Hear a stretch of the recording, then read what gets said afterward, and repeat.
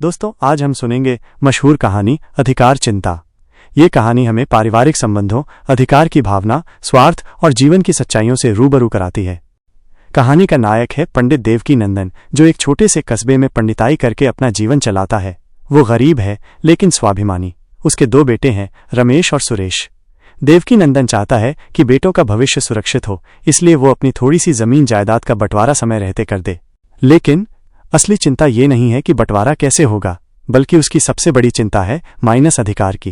किसका अधिकार कितना है, किसे ज्यादा मिले और किसे कम, और क्या बड़ों का हक छोटों से अलग होना चाहिए।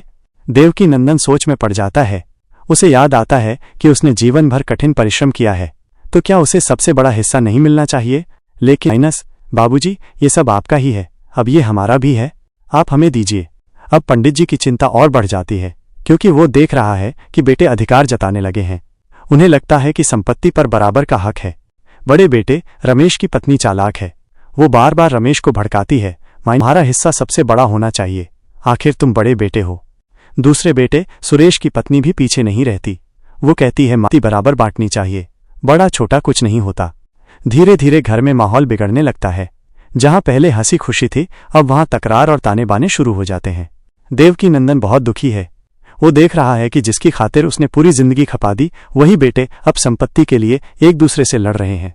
उसकी सबसे बड़ी चिंता यही है कि क्या अधिकार, स्नेह और कर्तव्य से बड़ा हो गया है।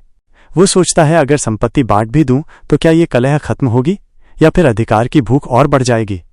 एक दिन घर में झगड़ा इतना बढ़ जाता है कि बहुएं खुलकर अपशब्द कह देती हैं। बेटे भी आपस में लड़ने लगते हैं।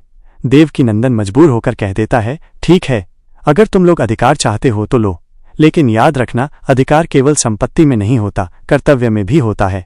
वो कागज कलम लाकर बंटवारे की रूपरेखा बनाने लगता है, लेकिन तभी उसका मन कांप उठता है। कलम रुक जाती है, उसकी आंखों में आंसू आ जाते हैं। वो धीरे से कहता है, बेटा, जिस घर को मैंने अपने खून पसीने से बनाया, आज उसमें अधिकार बांटने की नौबत आ गई। अधिकार बांट सकते हो, पर स्नेह और कर्तव्य बांट सकोगे? बेटे चुप हो जाते हैं। कुछ पल के लिए सन्नाटा छा जाता है, लेकिन बहुओं की महत्वाकांक्षा और लोभ अभी भी कायम है। देवकीनंदन समझ जाता है कि अब उसका घर पहले जैसा नहीं रहेगा।